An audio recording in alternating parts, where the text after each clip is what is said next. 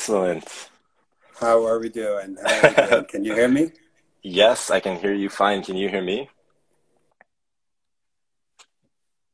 All is good. All is good. Yeah. Are we on a VPN, Justin? We are. We are. Is that causing a little Not bit at of a all. No, difficult? Okay. no. I'm happily surprised because the connection is absolutely fine, it seems. Okay. Lovely. Fingers crossed that it stays that way. Um, Inshallah. inshallah. Inshallah. How are you? How's it going? I'm good. I'm good. I'm just trying to get the. It keeps going dark for me actually every few seconds. So I'm trying to work on that. Can you see and hear me though, or no? Yeah, yeah, I can. It's just like that kind of after 10, 15 seconds of me not touching anything, the Hmm. screen goes dark. So I'm trying to figure out how I can stop that. Okay. But otherwise, we're in good shape. Okay. We can give it a few more minutes if you want as well. Sure, sure. So the reason I was late, Justin, and everyone watching, sorry about our delay. There was a bit of a hold up here in Istanbul because the Fenerbahçe Galatasaray game ended a little bit late, and we couldn't start without Half seeing your the fan final score. base. Exactly. Um, Namely me, to be fair. Who is your team? Who is your team? I have to say that I'm a very, very, very happy Fenerbahçe supporter at this point. Um, so wait, guys, I'm just gonna do a little bit of an explainer here for everyone watching. Obviously, you guys are familiar with Asene's Sabah 7 dersi, and this is not going to be replacing the regular schedule, but we did want to do um, one special edition with one of Asene's good friends who we're going to introduce in a little bit. So for all of Asene's loyal supporters and followers and this page's loyal fan base, I just want to make everyone at ease. I'm not taking over the role. This is just a guest appearance. Um, Justin, maybe before it gets too late, we can go ahead and Yeah, begin. yeah, that's true. I think I'm in good shape Um, now. okay, awesome. So do you want to start off with just telling us a little bit about yourself and what you'd like to tell people who are watching right now? Yeah, yeah, absolutely. So to give you just a bit of background about where I'm coming from, I'm currently dialing from Dubai at the moment, but we'll get to that. I was born in London, and I lived there for my early years before moving to New York with my family around the age of 10. So I went through the U.S. education system primarily from elementary school up through university. I went to Cornell University, which is in New York, and I studied economics and music. I did a double major actually. And during this time in uni, I tried to really get work experience across all different kinds of areas. So I worked for a summer at an event planning company in Brooklyn. The following summer, I was teaching in China, in Shanghai. And my last summer, I did an analyst internship at a bank here in Dubai. So Hmm. after I graduated then in 2019, I continued down this path. Took a full-time analyst position with an international bank here in Dubai, where I'm still working presently. And in this role, I've had the opportunity to do a number of different rotations, including one with a team in Turkey, actually. So that's the connection with Asena. So unfortunately, I didn't learn any Turkish, so the session has to be in English. But thank you everybody for tuning in, and I'm really happy to be here. And in terms of That's who I great. would like Thank you, to Justin. basically address today. Sorry, there's a bit of a lag. We're on the same page. Yeah, we're good. Okay, good, good, good. I was just gonna finish off and say, in terms of who I would really like to address today, I would say really students of all ages and backgrounds, as well as anybody that has any interest, even remote interest in taking opportunities to travel abroad, whether that's in an educational standpoint setting, or a work experience internationally, or anything else. I hope that by sharing some of my own experiences, it may provide some helpful insights to some people out there. Awesome. Well, we're hopefully going to have the chance to unpack some of these experiences from your sort of early education through to your higher education in America, and then on to your sort of the first steps of your career. But the first thing I'm wondering is, obviously, as someone who studied high school in America, we have a lot of students here in Turkey who have expressed interest or have taken steps to do exchange programs in America.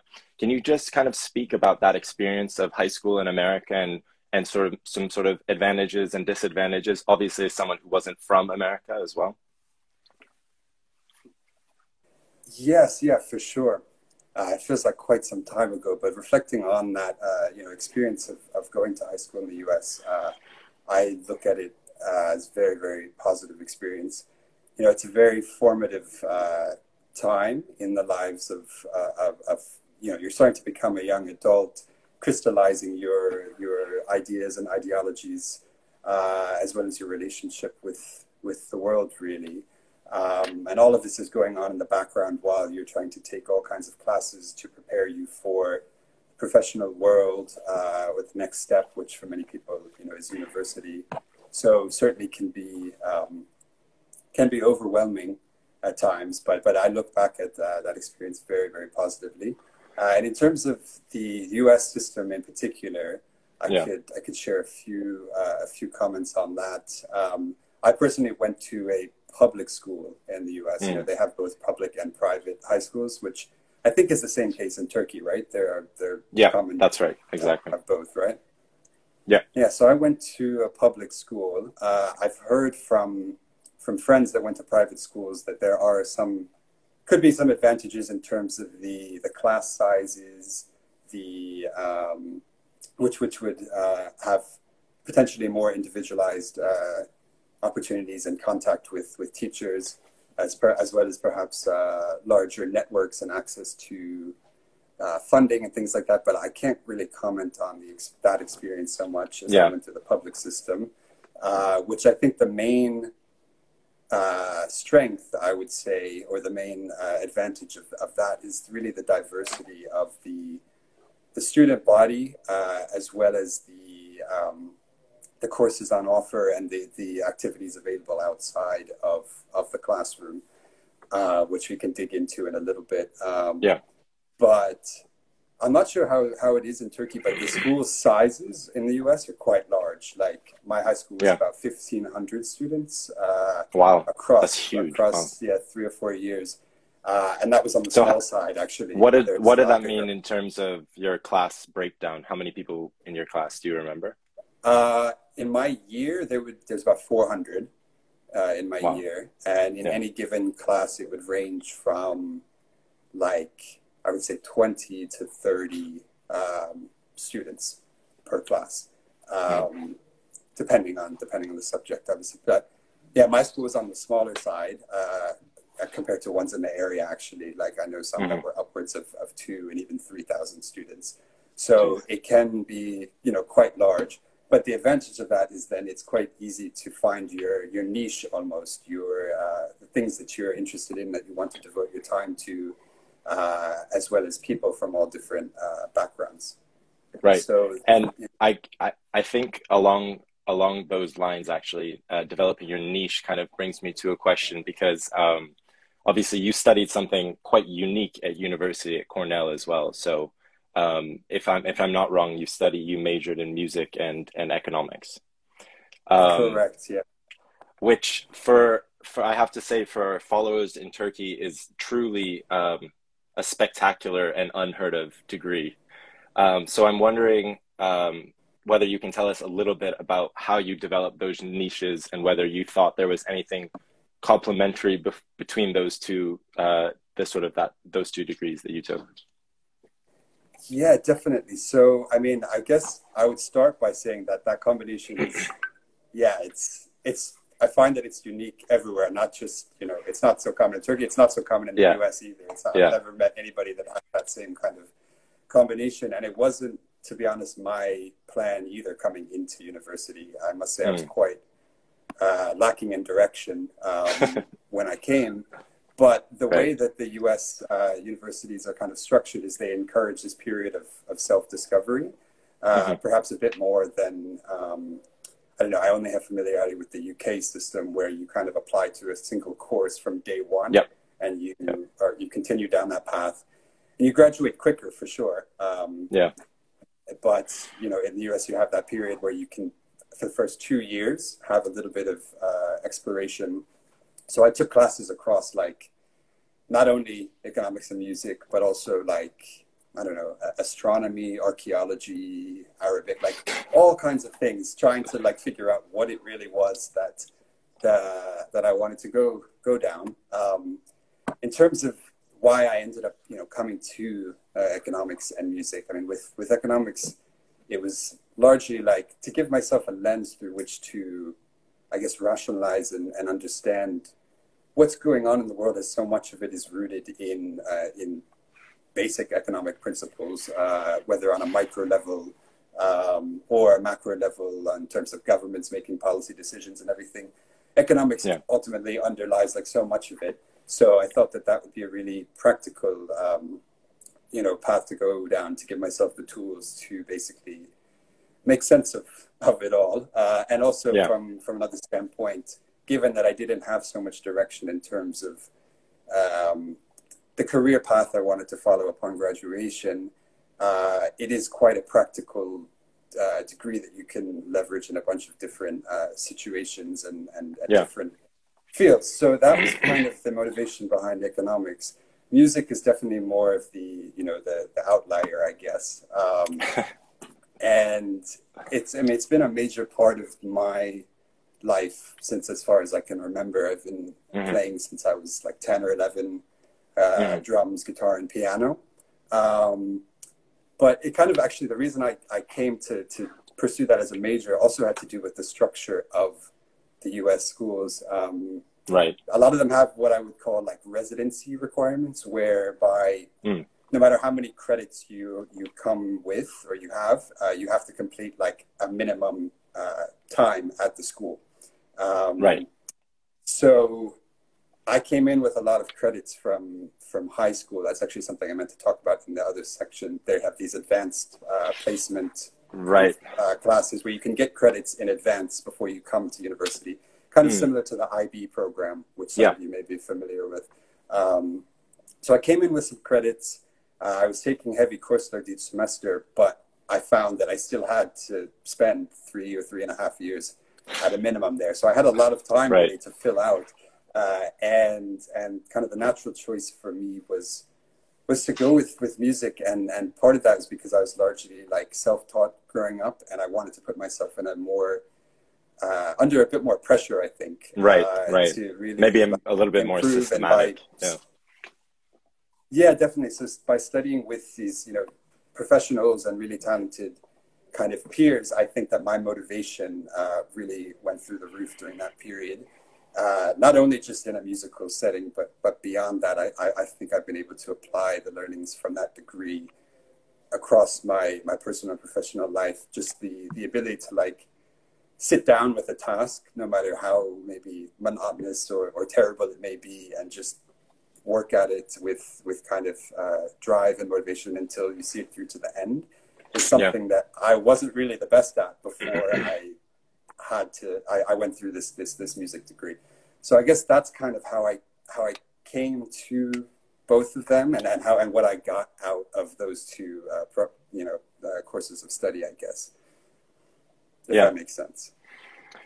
I think it's really interesting to hear you talk about this idea of rather than focus on the nuts and bolts of what you're studying exactly, so whether it's music or economics, this concept of sort of picking up a framework of how to think about the world and how to approach problems and how to approach tasks. Did you did you know going into your degree that you would be coming out and pursuing a career at an international bank, or did you want to cast your net wide enough so that you could go into sort of any field that you fancied after graduation? It was, I think, certainly the second, the latter. Yeah, I didn't really have much of an idea of where I would go, where those 4 years would take me, and what opportunities I would have on the back end. So it was more about positioning myself in a way that whatever opportunities came up, I would have the tools, I guess, to be able to take it and run with it and see where that leads. So I think that was largely the motivation. So was a career in music ever on the cards, or was that? It was, and I truthfully, I still haven't ruled it out one day. I still like to play and practice every day and keep up the skills, I guess. But it's not an easy route for sure. So I would need to, I don't know, maybe down the line. I can't wait to be invited to your concert at some point. So I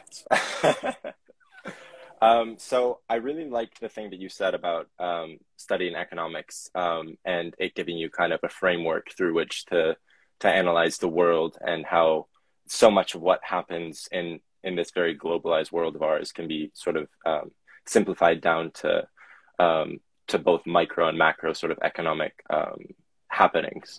And I'm just wondering whether your degree in economics has been paying off for you as you've kind of, as you've said yourself, and I hope that you go on to expand a little bit more, your very, very international career and the very international work and living experiences that you've had. Do you think that your degree plays a little bit of a role in that, maybe to get you more prepared for that sort of, for those sort of steps? Yeah, absolutely. It, I think, prepares to take that step, but ultimately, I think what you gain in the work environment, or in these experiences outside of the classroom, I found to be very, very different than what you learn in the classroom, in terms of like, my degree was heavily quantitative, so very much based on models and structures and things that prove to be not necessarily the case in the real world. It's based on assumptions that never hold true in real life. But it definitely gives the tools and the frameworks to understand all that's going on in the world, and especially working in the Middle East. It's a very, very like fast-paced, changing kind of environment, with a lot of decisions being made on the basis of economics and policies that are informed by that. So that definitely, I find that my degree has prepared me for that, at least. Yeah. And just about the specifics of where you've lived, because you went over it a little bit when you were introducing yourself, but just so we can give everyone watching a little bit of a clearer picture. You've lived in China, again, for work. You've lived in Turkey for work, and you've lived in Dubai for work. Maybe you could walk us through, for instance, I feel like a lot of people would be very curious about your experiences in China. I know personally I'm extremely interested in your experiences in China, just because I feel like China is such a fascinating and important country right now, and one that seems very closed off in many ways to the rest of the world. So maybe you could kind of talk about your experiences being a foreigner in China, and what are some of the sort of most important things that you took away from that experience? Yeah, certainly. And just before getting to that, unfortunately, I didn't get the opportunity to live in Turkey while I was working with the team. So it was actually a remote engagement, which I only traveled for about a week or two to get to meet everybody on the back end of it. I wish I had the opportunity to be longer there and really get, you know, immersed in everything. But from the 2 Yeah. weeks, it was incredibly lovely, and I really can't wait to come back. But yeah, anyway, on to China.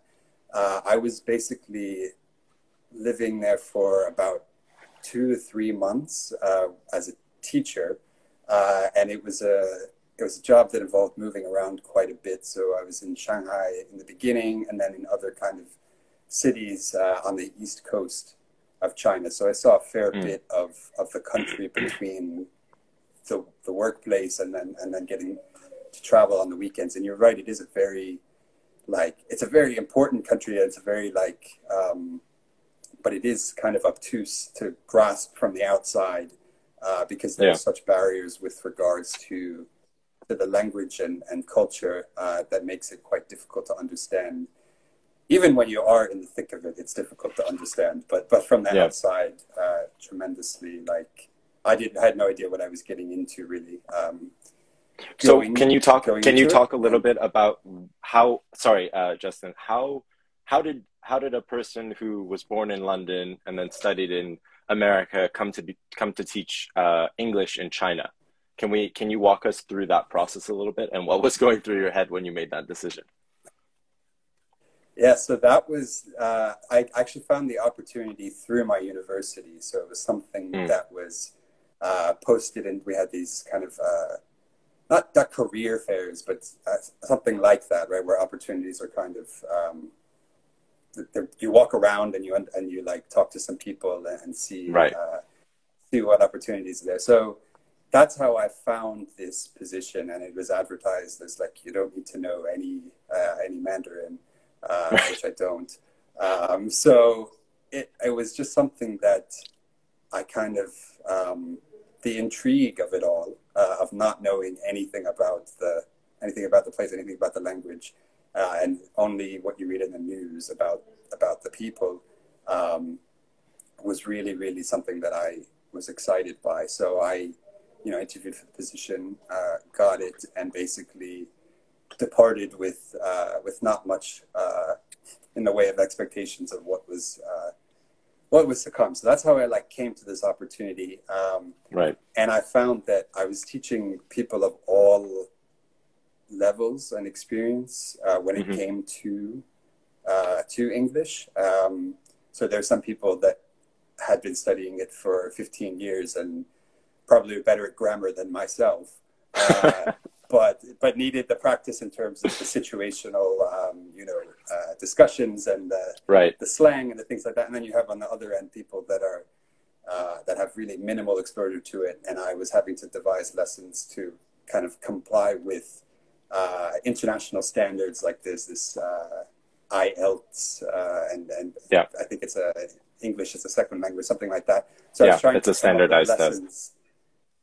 Yeah, that were engaged, complying with those standards while still kind of engaging for people that I was meeting for the first time, largely. So that was I think we've just had our first question about your work experience in China, and I'm not surprised because it is a very interesting experience. But so the question is, would you consider going back to China for work or education purposes?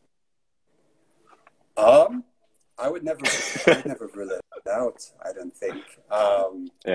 I think that, I mean, for education purposes, it would be probably to study Mandarin, but that would come after I tackle some other languages. Like I'm currently working on Arabic, so I'd like to get a good handle on that before delving into Mandarin, I think.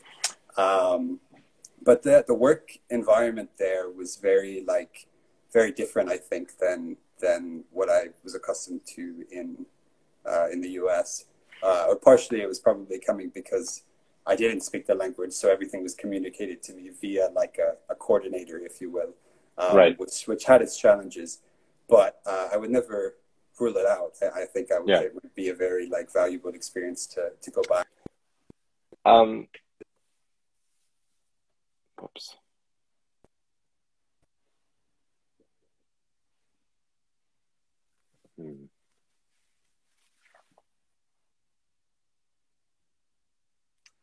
I think this might be the VPN.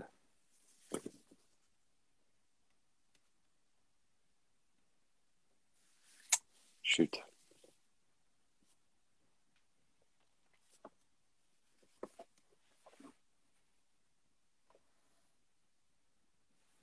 We've lost Justin.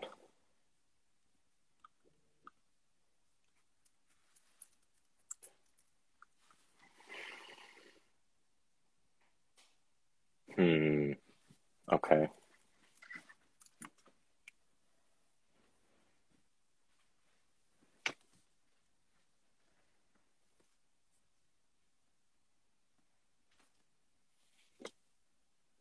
Okay, we have officially lost Justin. Let's try to get him back. Let's see. Okay. Hopefully this works.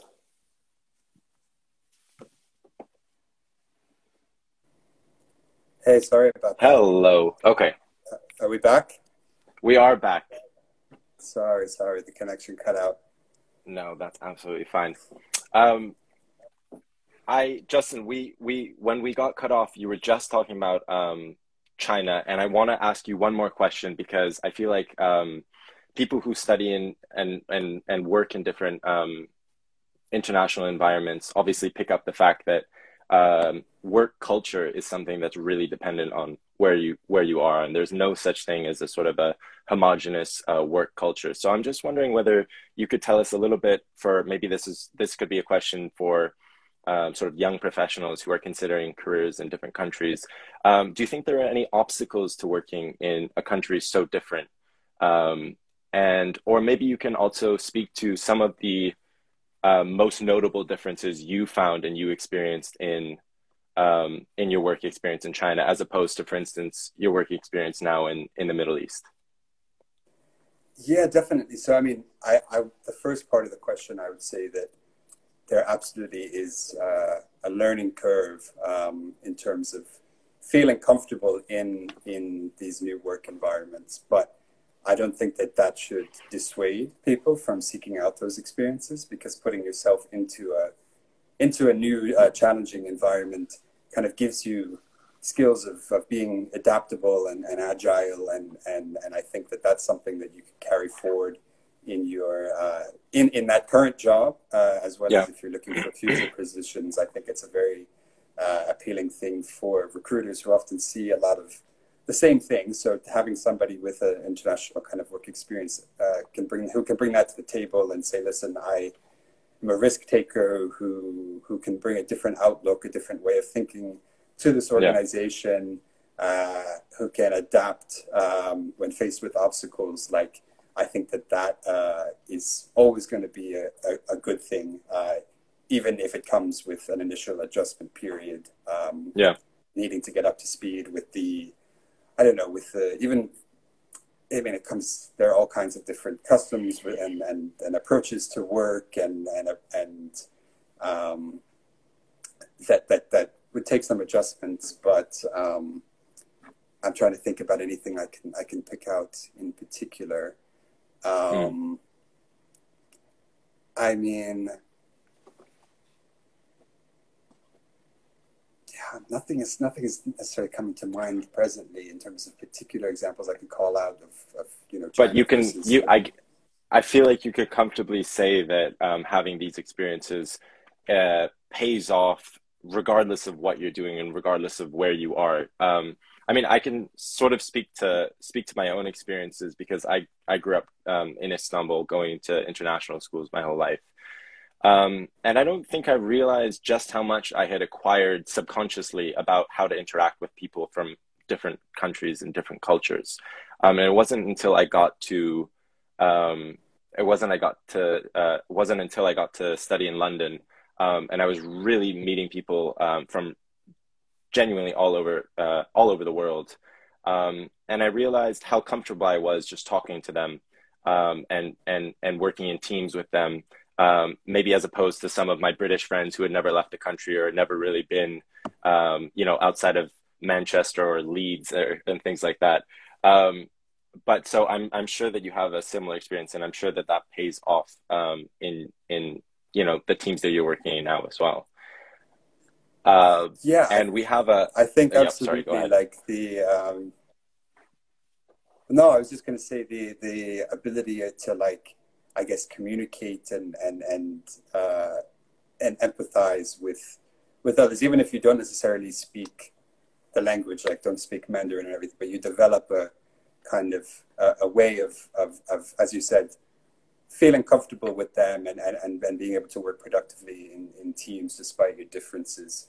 And I think that just comes with time and with these kind of experiences, which may be Yeah. uncomfortable but ultimately productive in the end.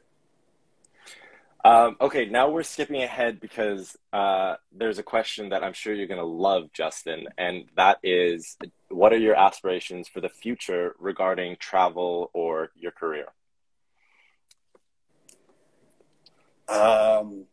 That's a good one. That's a good one. With regards to travel, I mean, being In the based here in pandemic Dubai has age. been, oh, in the pandemic, I mean, that brings another layer to it, right? I mean, uh, at the moment, you have to be, I mean, prioritize safety over, uh, jetting off to all corners of the earth in search of adventure. But I mean, aspirations, at some point in time, I'd like to be able to say that I've been everywhere, that I've seen it all. But that's a long way away. Yeah. I think in the short term, I would love to spend more time in East Asia, exploring some of the other countries there that I haven't got to lately, and I would tie that in with my career. I mean, regardless of what organization I'm a part of, I would like to see it take me to new places from time to time. Just Yeah. continuing to keep it fresh. So I was gonna kind of get to that question as well. There are a lot of people who see having a career, they sort of maybe couple that with a sense of stability in terms of where you are. But I feel like you're someone who thinks of a career as being able to travel with you and as sort of transient as in place and time as where you are. And do you think there are advantages and what could you tell us about maybe some of the takeaways from seeing career as something that can really just move with you? Yeah, for sure. I mean, I think that's probably a relatively new way of Concept. thinking. Yeah, that's Yeah. been brought about by a lot of advancements in, I don't know, technology, right? The ability to even work remotely. Yeah. I think that you'll start to see that shift a bit more going forward.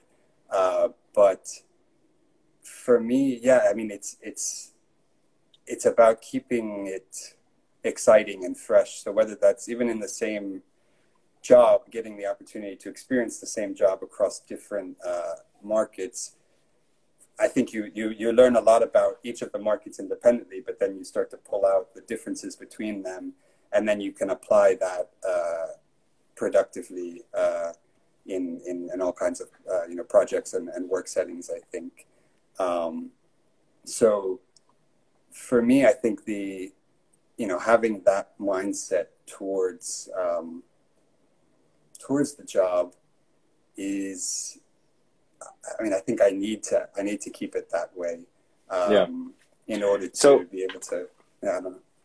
is there any part of you so for instance for me I spent 3 years living in London, but before that I had spent my whole life in Istanbul. I mean, I've had an international upbringing, and obviously I come from a pretty international family, but I'm definitely someone who values that sense of home and being close to friends and family, um, and I'm just I'm wondering whether there are times when you feel like you wish you were closer to home and closer to the places you were brought up in, or do you not really see it like that? No, no, absolutely, I do, absolutely do, and I think truthfully the experiences that we've all gone through over the last year and a half, I'll say, Yeah. have really made that more evident to me than I think it was when I made the initial decision to move to the other side of the world, I'll say. So no, there are absolutely times where I get those feelings, and I do plan on getting back closer to home in the near future, to make up for lost time. So I don't mean to say at all that I can, you can tune out the personal side of things and just keep bouncing around, because that is not going to be fulfilling in the long term either. Absolutely. Justin, we have a question from the audience regarding your time in Dubai, and specifically this question is about what you were most surprised about your time in Dubai over the last few years. And I guess I would like to add to that question, because the area of the world you're from is that you're based in right now is obviously a very sort of important and interesting and tumultuous part of the world. So maybe you can just tell us a little bit about your experience being based in Dubai, maybe some of your expectations and whether those expectations were met. Yeah, certainly. I mean, I think the one thing that surprised me most was the heat. I mean, like, I've never experienced anything like this. How hot is it? It will get close to like the high 40s in the middle of the summer. Even at night, it'll be like 38. It really is like, it hits you as soon as you walk out the airport. So a far cry from your upbringing in the UK then. Yeah, most definitely. I definitely miss the rain at times. But all joking aside, I mean, yeah, there were definitely quite a few things that I expected that perhaps didn't were different when I actually got here. One of which is, I think I thought that everybody would be speaking Arabic everywhere, and it's not the case. It's a very, very diverse kind of, I guess, society here. And English largely is the lingua franca, I'll say. So that was something that took me by surprise. And then also the subtleties and the differences between the cultures of a lot of Middle Eastern states is something that is not largely on display.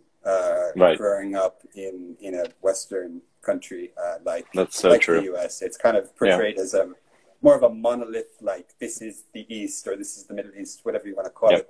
And it's portrayed in kind of like a singular way. So being here and observing, actually, you know what, there are many, many different ways of life here in this region, very different, even on the religious side, different interpretations of Islam. I kind of have been exposed to that through, even within the country, but also having the opportunity to travel in the region. And that's something that I always then, when I go home and I have conversations with family and with friends, that's something that I try to really like spread the word a little bit, I guess, and spread a little bit more of like, awareness, cultural awareness, because I think it's not always productive to have this singular like region portrayed in the same way on the front page of the news all the time. So regarding the home front, we've spoken a little bit about high school and university experiences, and I'm wondering whether, looking back, so you've obviously not had the most conventional, university experience, but I'm wondering whether through the sort of experience you've accumulated, whether you can look back and give any advice to people who are starting on this journey of higher education, whether it's in Turkey or the UK or the US. And obviously this is not from the standpoint of someone who's figured it all out, because we're all trying to figure it all out. But just as someone who has had the experience of graduating and moving on to the next stage of your life, is there anything that you maybe regret not doing, or that something that you would wish that you had done more of? or something that you can for sure say that someone starting off at university should aim to achieve by the time that they've graduated?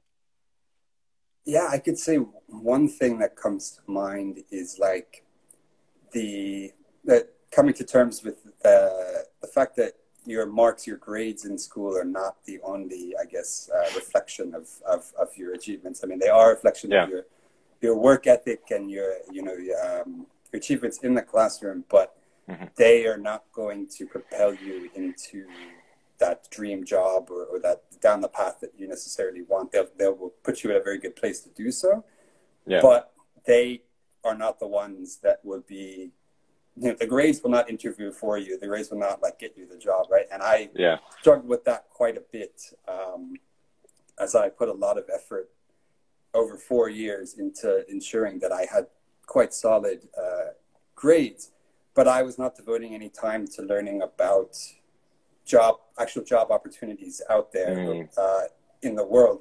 So when it came time to interview, I was very like lacking in direction, and I would approach interviews without really understanding anything about the job I was interviewing for. And I think that was really counterproductive and damaging.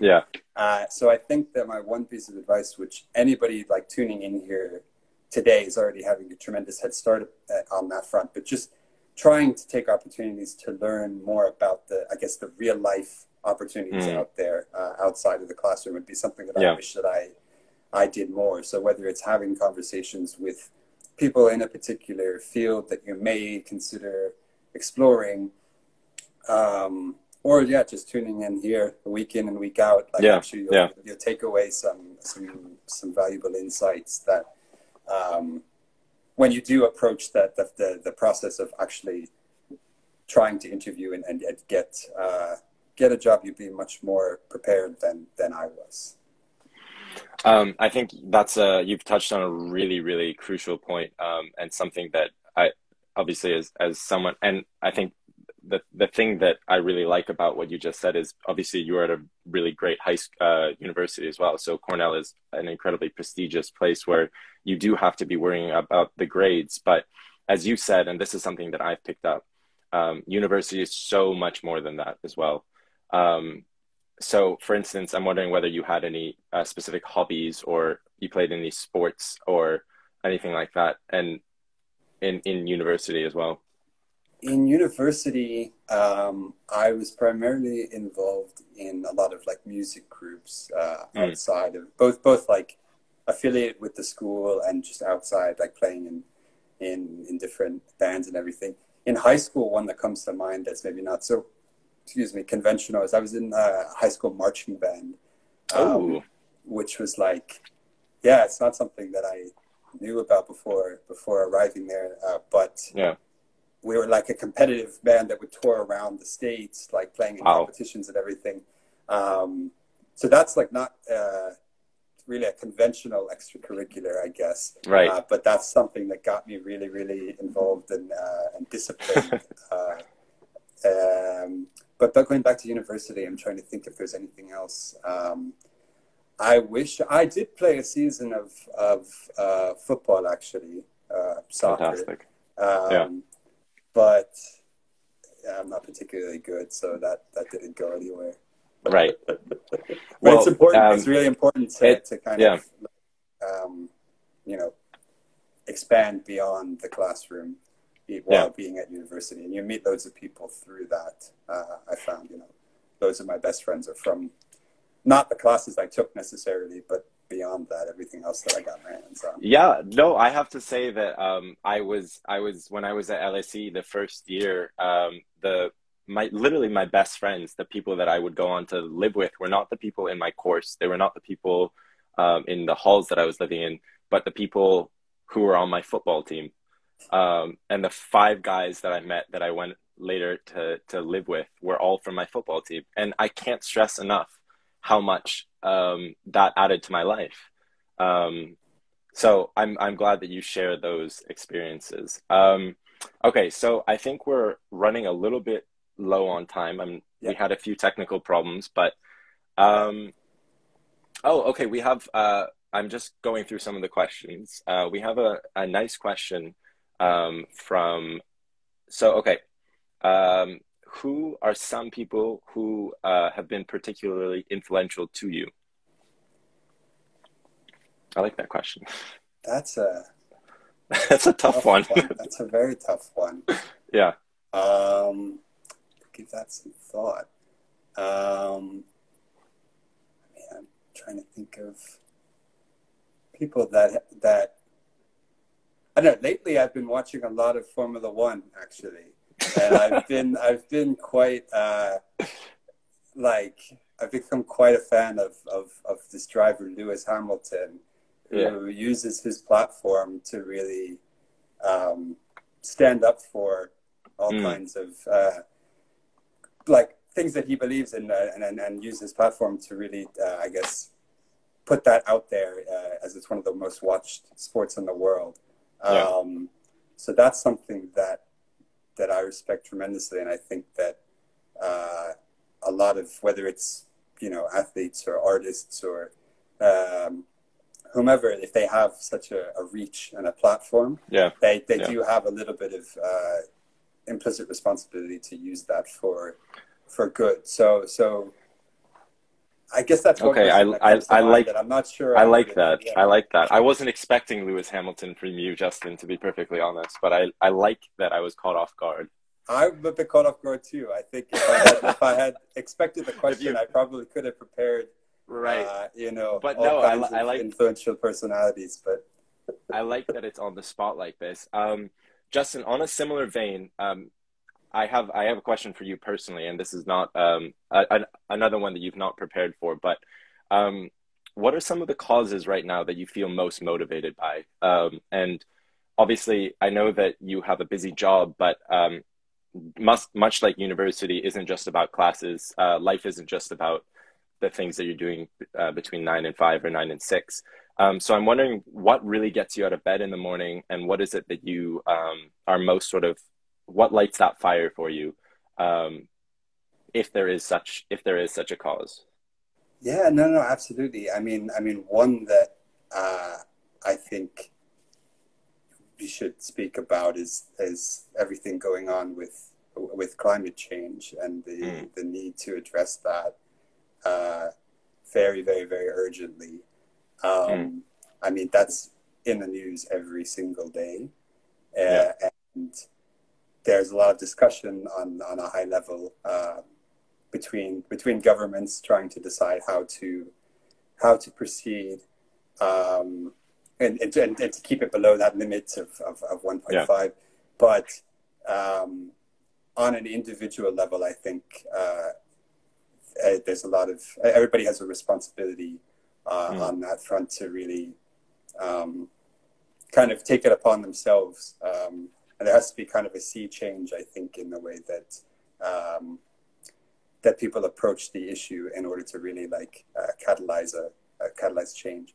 That's one thing that I could think about that is really on my mind regularly. So along those lines, is there are there any outlets that you sort of dip into, or any platforms, any books, any articles that you kind of regularly try to keep up with to be more informed? Because I have to say, I'm also, obviously climate change is a huge concern, but I sometimes struggle because there's just so much out there.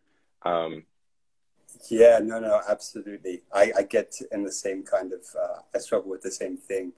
I need to, I'd have to think about that. Should get my girlfriend on here. She would give a much better overview of all the possible, all the resources available.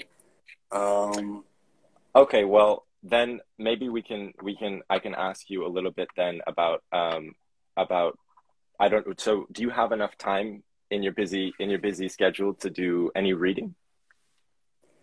That is somewhere that I definitely need to improve as of late. I've been prioritizing other things, which is not fair to say. I think that your priorities, you need to make time for your priorities, and if you're not, then it basically shows that it's not a priority. So I think I need to reevaluate my relationship with reading. But I did lots in the past, and I could definitely speak on a couple books that particularly eye-opening for me, but they just haven't That'd be been great. ones that I've finished lately. That's quite all right. We'll take whatever you can give us right now. Have you read? It's a bit of an older one. Have you read Orientalism before? Yes, Edward Said. by Edward Said. Yeah. Yes. Yeah. That's an amazing. I love that you brought that up as obviously someone who is from the West, living in the Middle East. I wonder whether Said would be rolling in his grave right now with some of the analyses that you've made. No, I'm kidding. That's a fantastic one. I think that was really, I mean, it was a text that came up in a number of different classes that I was taking in university, like one of these seminal, like, around which the curriculum is built kind of books. So I would highly, I think, recommend that. Even just the first few chapters are really, really, I think, productive. Oh, for sure. I have to say, I literally adore Said. I actually I was meaning to ask you this, and bringing up Edward Said gives me one last chance to ask you, did you envisage yourself living in this part of the world? Was this a surprise to you? And do you see yourself being here in the future? Or do you feel like you've sort of, once this experience is done working here, you're going to move on to a different continent, a different culture? I wouldn't say move on to a different culture, because I think that would be a bit, I don't know. It sounds like you just kind of wash your hands clean and move on to the next one. Done. But I've done Dubai. Let's go. Yeah, exactly. I didn't necessarily. I mean, I studied Arabic for a bit at Cornell, with the view of like being able to live and work in this part of the world, because I'm really interested in a lot of those kind of observations that Said pulls out in terms of the I don't know, this myth of confrontation between East and West and all these things. So I kind of wanted to get myself here and experience it firsthand and see what exactly it's like, and kind of break down and challenge my own biases and subconscious kind of beliefs. Wow. So yeah, in a way, I did kind of like make some decisions before coming here that led me to this kind of opportunity, I think. Is it somewhere that, I mean, I would never close the door on any opportunities anywhere. And I think that the way that the world is going, the direction the world is going, is increasing kind of emphasis and focus on developments in the Middle East, whether that's around climate change, for example, or other things going on in other spheres. It's all eyes are on this part of the world in a lot of regards. So it could be a very interesting place down the line to for anybody that's looking for a different kind of work experience, I guess. Yeah.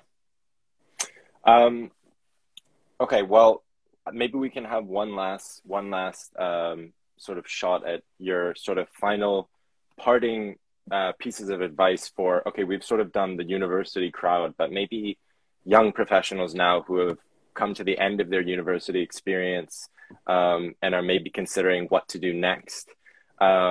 Would you advise, looking back at the last few years of your life, would you advise people pursuing international work experience, or do you find value in staying put where you are after university? Would you advise, for instance, taking a gap year? Could you speak to some of that, and maybe we can sort of finish off with a few last thoughts about that? Absolutely.